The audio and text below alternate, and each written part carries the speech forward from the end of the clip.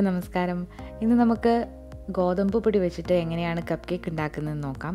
അപ്പോൾ ഞാനിവിടെ ഗോതമ്പ് പൊടിയും പഴവും വെച്ചിട്ടാണ് കപ്പ് കേക്ക് ഉണ്ടാക്കാനായിട്ട് പോകുന്നത്. തന്നെയുമല്ല ഞാനിവിടെ ബട്ടർ ക്രീം വെച്ചിട്ട് ഒരു ഫ്രോസ്റ്റിങ്ങും അതിന് കൊടുക്കുന്നുണ്ട്. അപ്പോൾ നമുക്ക് വളരെ എളുപ്പത്തിൽ തയ്യാറാക്കാൻ പറ്റുന്ന ഒരു കപ്പ് കേക്കാണിത്. മാത്രമല്ല ഇത് വളരെ സോഫ്റ്റും ടേസ്റ്റിയുമാണ്.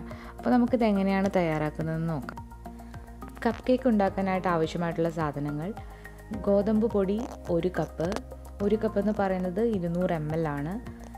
മൈദ 1/2 cup, baking powder 1/2 teaspoon, baking soda 1/4 teaspoon, ഉപ്പ് 2 പിഞ്ച്, പഞ്ചസാര 1/4 കപ്പ്, നന്നായി പഴുത്ത 2 റോബസ്റ്റ പഴം, മുട്ട 2 എണ്ണം, vegetable oil 1/4 cup, vanilla essence 1 teaspoon, butter milk അഥവാ മോരും വെള്ളം 1/4 കപ്പ്, പിന്നെ വേണ്ടത് പട്ട പൊടിച്ചത് 1/2 ടീസ്പൂൺ.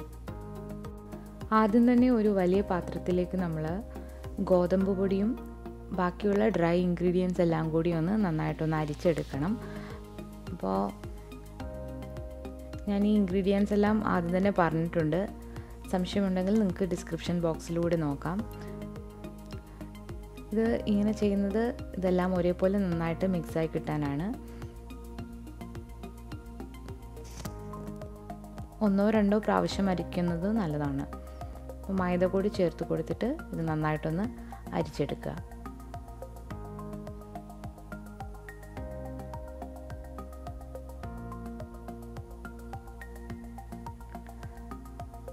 ഇതിപ്പോൾ മുഴുവനും അരിച്ചെടുത്തിട്ടുണ്ട്.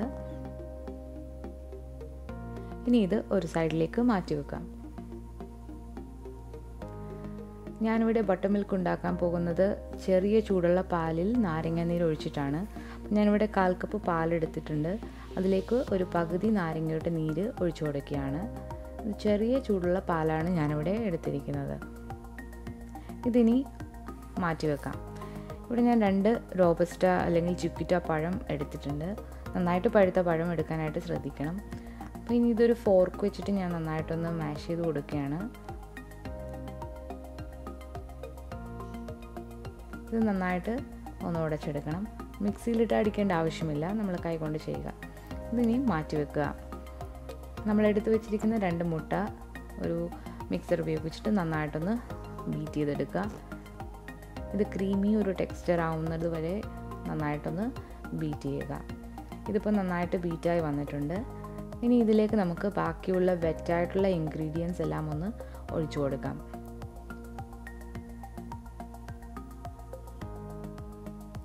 അതിനു മുമ്പേ നമ്മൾ എടുത്തു വച്ചിരിക്കുന്ന പഞ്ചസാര ചേർത്ത് കൊടുക്കാം.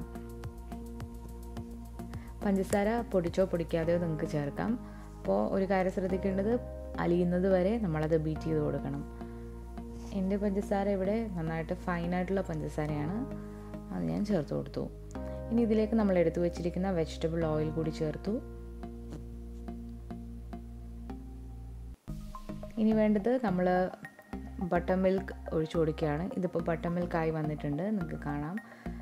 അപ്പോൾ ഇത് കൂടെ ഇതിലേക്ക് ഒഴിച്ചു കൊടുക്കുക. നന്നായിട്ടൊന്ന് മിക്സ് ചെയ്തിട്ട് ഇതുകൂടി ഒഴിച്ചു കൊടുക്കുക.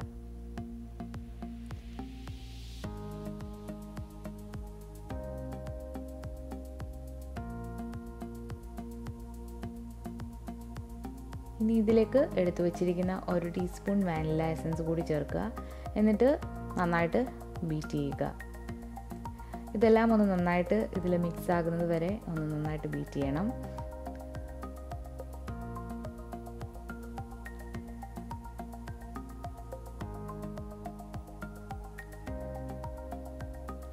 ഇതിപ്പോൾ നന്നായിട്ട് ബീറ്റായി വന്നിട്ടുണ്ട്. നമ്മളിപ്പോൾ ഡ്രൈ ഇൻഗ്രീഡിയൻസിലേക്കാണ് ഈ വെറ്റ് ഇൻഗ്രീഡിയൻസ് ചേർത്ത് കൊടുക്കാൻ പോകുന്നത്. അപ്പോൾ നമ്മൾ നേരത്തെ തന്നെ ഇടഞ്ഞു മാറ്റി വെച്ചിരിക്കുന്ന പൊടി, അതിനു മുൻപായിട്ട് നമ്മൾ ഉടച്ചു വെച്ചിരിക്കുന്ന പഴം കൂടി ഇതിലേക്ക് ചേർത്ത് കൊടുക്കുക. ഇനി ഇത് നന്നായിട്ടൊന്ന് മിക്സ് ചെയ്ത് കൊടുക്കുക.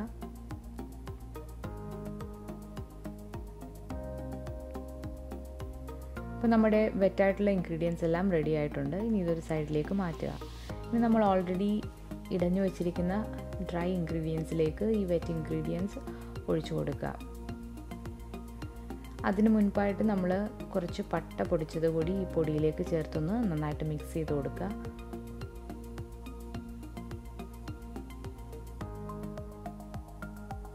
ഇതാദ്യം തന്നെ ചേർത്ത് ഇടയാവുന്നതാണ്. ഇനി പെട്ടെന്ന് തന്നെ ഈ നമ്മുടെ മിക്സ് ഇതിലേക്ക് ഒഴിച്ചു കൊടുക്കുക. നമ്മൾ ഇതെല്ലാം ചെയ്യുമ്പോഴും ഓവൻ പ്രീ ഹീറ്റ് ചെയ്യാനായിട്ട് പ്രത്യേകം ശ്രദ്ധിക്കണം. ഞാനിവിടെ 180 ഡിഗ്രിയിൽ ഓവൻ പ്രീ ഹീറ്റ് ചെയ്യാനിട്ടിട്ടാണ് ഈ മിക്സിംഗ് എല്ലാം സ്റ്റാർട്ട് ചെയ്തത്. അപ്പോൾ ഇത് ഒഴിച്ചു കൊടുത്തതിന് ശേഷം നന്നായിട്ടൊന്ന് ഫോൾഡ് ചെയ്തെടുക്കുക. അധികമായിട്ട് മിക്സ് ചെയ്യാതിരിക്കാൻ പ്രത്യേകം ശ്രദ്ധിക്കണം. കാരണം നമ്മൾ ഗോതമ്പ് പൊടി ചേർക്കുന്നതുകൊണ്ട് ഈ കേക്ക് നല്ല സോഫ്റ്റായിട്ട് വരാൻ വേണ്ടിയാണ് നമ്മൾ ലൈറ്റായിട്ട് ഫോൾഡ് ചെയ്തെടുക്കുന്നത്. അപ്പോൾ ഇത് ലൈറ്റായിട്ടൊന്ന് ഫോൾഡ് ചെയ്തിട്ടുണ്ട്. ഇനി നമ്മളുടെ മഫിൻ ട്രേയിലേക്ക് നമ്മൾ പേപ്പർ ഇട്ട് വെച്ചിട്ടുണ്ട്. അപ്പോൾ അത് മാറ്റി വെക്കുക.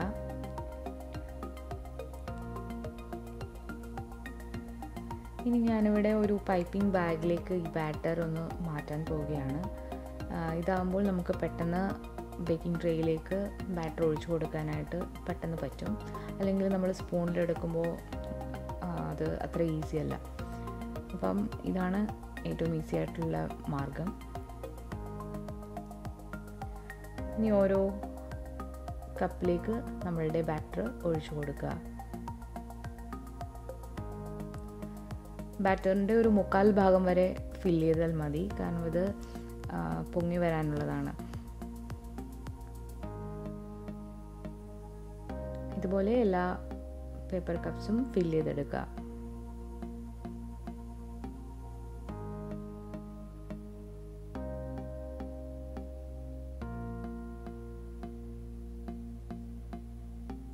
ഇതിപ്പോൾ നമ്മളെല്ലാം ഫില്ല് ചെയ്ത് വെച്ചിട്ടുണ്ട്. ഇനി 180 ഡിഗ്രിയിൽ ഞാൻ ഓവൻ പ്രീ ഹീറ്റ് ചെയ്യാൻ വെച്ചിട്ടുണ്ടായിരുന്നു. അപ്പോൾ അതിലേക്ക് നമ്മുടെ ഈ ബേക്കിംഗ് ട്രേസ് വെച്ച് കൊടുക്കുക. ഇത് ഏകദേശം ഒരു 15 മുതൽ 20 മിനിറ്റ് വരെ ബേക്ക് ചെയ്യേണ്ടി വരും. അപ്പോൾ നിങ്ങളുടെ ഓവൻ്റെ ടെമ്പറേച്ചറും അനുസരിച്ച് ഇത് ടൈം വേരി ചെയ്യാൻ ചാൻസ് ഉണ്ട്.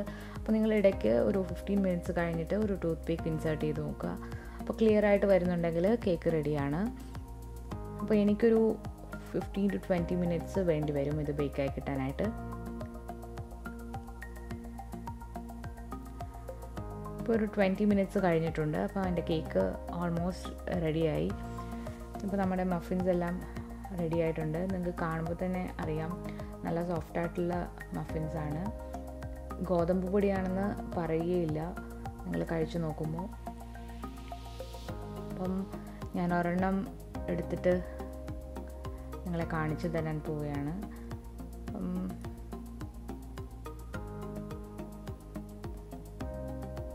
വളരെ സോഫ്റ്റാണ്. നമ്മൾ ബട്ടർ മിൽക്ക് ചേർത്തിരിക്കുന്നതുകൊണ്ട് ഇത് വളരെ സോഫ്റ്റായിട്ട് വന്നിട്ടുണ്ട്. അപ്പോൾ വീറ്റ് കേക്കാണെന്ന് പറയുകയില്ല. നിങ്ങളെല്ലാവരും ട്രൈ ചെയ്ത് നോക്കണം. ഇനി ഇതിലേക്ക് നമുക്ക് ഫ്രോസ്റ്റിംഗ് ചെയ്യാം. ഇവിടെ ഞാൻ ബട്ടർ ക്രീം ഫ്രോസ്റ്റിംഗ് ആണ് ചെയ്യുന്നത്. ഈ ഫ്രോസ്റ്റിങ്ങിൻ്റെ വീഡിയോ ഞാൻ സെപ്പറേറ്റ് ആയിട്ട് അപ്ലോഡ് ചെയ്യുന്നതാണ്. ആദ്യം ഇട്ട വീഡിയോ നിങ്ങൾ കണ്ടില്ലെങ്കിൽ അത് കാണുക. ഇതിപ്പോൾ ഞാൻ വിശദമായിട്ട് ഒരു വീഡിയോ കൂടി ചെയ്യുന്നുണ്ട്. അപ്പോൾ അതിൽ എല്ലാം ഡീറ്റെയിൽഡായിട്ട് കാണിക്കുന്നതാണ്. അപ്പോൾ ഫ്രോസ്റ്റിങ്ങും ഞാനൊരു പൈപ്പിംഗ് ബാഗിലേക്ക് മാറ്റിയിട്ടുണ്ട്. ഇനി ഇത് ഈ കപ്പ് കേക്കിൻ്റെ മുകളിലായിട്ട് നമുക്ക് അപ്ലൈ ചെയ്യാം.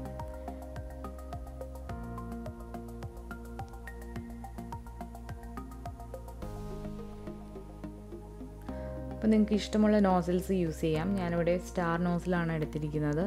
അപ്പോൾ ആദ്യം കുറച്ച് നിങ്ങൾ എടുത്ത് നോക്കുക. അപ്പോൾ എയർ ബബിൾസ് എന്തെങ്കിലും ഉണ്ടെങ്കിൽ അത് പോയി കിട്ടും. ഇനി നമ്മളുടെ കപ്പ് കേക്കിലേക്ക് നമുക്ക് ഈ ഫ്രോസ്റ്റിങ് ചെയ്യാവുന്നതാണ്. നിങ്ങൾക്ക് ഇഷ്ടമുള്ള കളറുകൾ യൂസ് ചെയ്യാം. ഞാനിവിടെ ഒരു കളറിലാണ് എല്ലാം ചെയ്യാൻ പോകുന്നത്.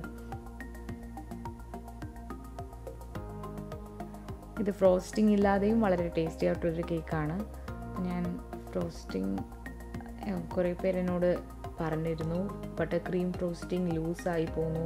അപ്പോൾ അതുകൂടി ക്ലിയർ ചെയ്യാൻ വേണ്ടിയിട്ടാണ് ഈ വീഡിയോ ഇപ്പോൾ ചെയ്യുന്നത്.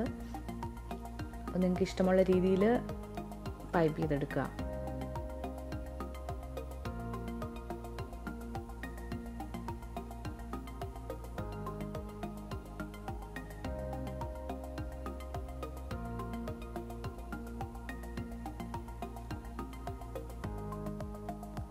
നല്ല ഫിനിഷ് കിട്ടുന്ന ഒരു ഫ്രോസ്റ്റിംഗ് ആണ് ബട്ടർ ക്രീം ഫ്രോസ്റ്റിംഗ്. അപ്പോൾ മറ്റേത് ഫ്രോസ്റ്റിങ്ങിനെക്കാട്ടിലും വളരെ ഈസിയാണ്, വെറും 2 ഇൻഗ്രീഡിയൻസ് മതി.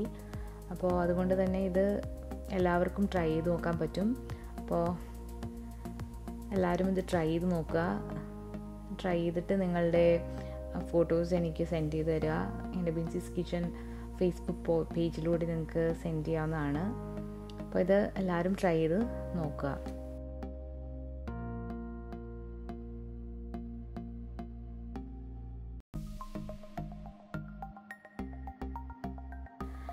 അപ്പോൾ വീറ്റ് ബനാന കപ്പ് കേക്ക്സ് എല്ലാവർക്കും ഇഷ്ടപ്പെട്ടു എന്ന് ഞാൻ കരുതുന്നു. ഇഷ്ടപ്പെട്ടാൽ നിങ്ങൾ തീർച്ചയായിട്ടും ട്രൈ ചെയ്ത് നോക്കുക. ലൈക്ക് ചെയ്യാനും ഷെയർ ചെയ്യാനും മറക്കരുത്. ചാനൽ സബ്സ്ക്രൈബ് ചെയ്യാത്തവരാണെങ്കിൽ സബ്സ്ക്രൈബ് കൂടി ചെയ്തോളൂ. ബെൽ ബട്ടൺ കൂടി പ്രസ് ചെയ്യാൻ മറക്കണ്ട. അപ്പോൾ പുതിയൊരു വീഡിയോയുമായിട്ട് ഞാൻ ഉടനെ തന്നെ വരും. അതുവരേക്കും എല്ലാവർക്കും താങ്ക് യു.